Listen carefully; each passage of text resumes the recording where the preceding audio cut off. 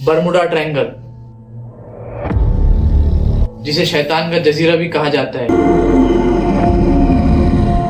ये कोई आम समुंदर नहीं बल्कि अटलांटिक ओशियन में फैला हुआ एक बहुत ही मिस्टीरियस एरिया है, जो कि 11,40,000 स्क्वायर किलोमीटर में फैला हुआ है। ये ट्रायंगल 3 आइसलैंड से मिलकर बनता है: बरमुडा आइसलैंड, प्योर्टो रिको और अमेरिकन स्टेट मियामी फ्लोरिडा को जोड़ते हैं। फ्लोरिडा जिसका मतलब है वो खुदा जिसका इंतजार किया जा रहा है।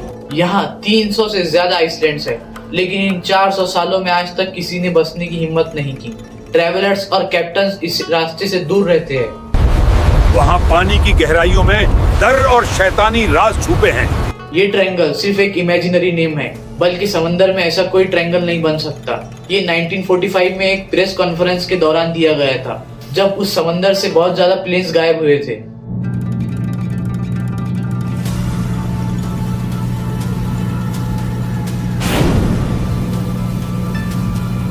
पंद्रहवीं सदी में जब क्रिस्टोफर कोलंबस यहाँ से गुजरा, तो उसने आग के गोलों को समुद्र में एंटर होते हुए देखा। और सबसे इम्पोर्टेंट बात, उसके कंपास में बिना किसी वजह के खराबी आ गई।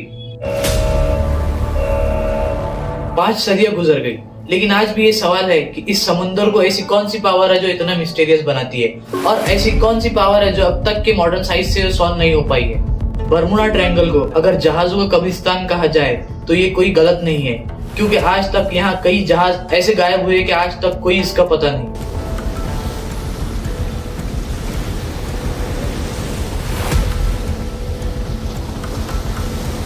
और यहाँ से जो जहाज गायब हुए हैं वो कोई इंसिडेंट नहीं बल्कि एक एक्सीडेंट और ऑर्गेनाइज्ड पावर की साजिश लगते हैं। पैट्रियट शिप 1813 जो कि इस बरमुडा ट्रायंगल से गायब हुआ। रस्सियों को पकड़ो, पाल नीचे करो, हम डूब रहे हैं, बचाओ, जहाज डूब रहा है। इसमें थियोडोसिया, अमेरिकन वाइस प्रेसिडेंट ऑरोन बुर की बेटी, जो उस वक्त के सबसे टैलेंटेड लड़की थी, मशहूर शिप पैट्रियट पर न्यूयॉर्क जा रही थी, लेकिन हमेशा के लिए गायब हो गई। अमेरिकन नेवी का एक मशहूर शिप वेस्ट भी इस ट्रायंगल से गायब हो गया, जिसके कैप्टन जॉनस्टन ब्लैकली एक हीरो था, जिसने ब्रिटिश शिप को सिर्फ 27 मिनट में हरा दिया था। वो भी अपने शिप के साथ गायब हो गया। अमेरिकन नेवी सर्च करने के बाद भी उसका हल्का सा निशान भी नहीं ढूंढ सकी। ये सिर्फ कुछ गिने चुने ही नहीं बल्कि कई हजारों शिप इस ट्रायंगल से गायब हुई है, लेकिन इस समंदर में कुछ ऐसे भी जहाज है जो डूब जाने के बाद फिर नजर आए, जैसे कि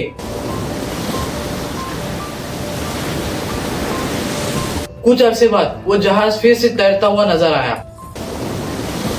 और उसी समुद्र में, लेकिन इस बार वो खाली था। इस जहाज के टेबल्स, चेयर्स और यहाँ तक के कैप्टन का पेन भी एज इट इज रखा हुआ मिला, लेकिन लोग गायब थे। और ये मिस्ट्री आज तक सॉल्व नहीं हो पाई है कि लोग कहाँ गए। शिप के गायब होने से पहले उनके आखिरी मैसेज कुछ हैरान कर देने वाले थे। इन्वेस्टिगेटर इस कंक्लूजन पे पहुंचे कि सभी एक्सीडेंट बहुत ही ज्यादा तेजी में हुए और क्रू पर अचानक सा डर का माहौल छा गया। जापान के एक जहाज ने मैसेज भेजा जिसका नाम रियोको मारो 1924। ये मैसेज ये था कि बचाओ, बचाओ!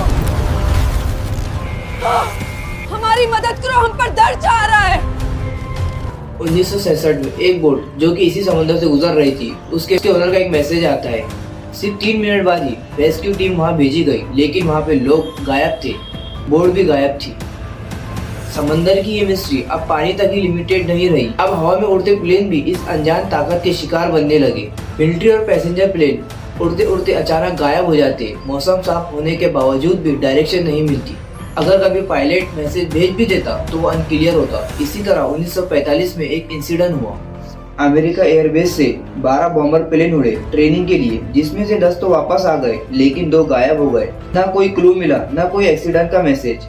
2 प्लेन का गायब होना तो सिर्फ शुरुआत थी। उसी साल दिसंबर 1945 में ऐसा इंसिडेंट हुआ जिसने बरमुडा ट्रायंगल को हिस्ट्री का सबसे बड़ा मिस्ट्री बना दिया। 5 सबसे एक्सपीरियंस पायलट दुनिया के सबसे ज्यादा बेस्ट प्लेन के साथ उड़ते हैं और ये मैसेज देते हैं, और एयरबेस को ऐसा मैसेज भेजते हैं जो दिमाग को हिला देने वाला था। आखिर वो मैसेज क्या था? इस मैसेज के मिलने के बाद रेस्क्यू टीम जब वहाँ पहुँचती है तो उनका प्लेन भी गायब हो जाता है। शिप्स और प्लेन का गायब होना सिर्फ एक एक्सीडेंट है या फिर दज्जाल के ट्रायंगल का एक ऑर्गेनाइज्ड प्लान? इन सारे सवालों के जवाब के लिए बने रहिए हमारे साथ पार्ट 2 में।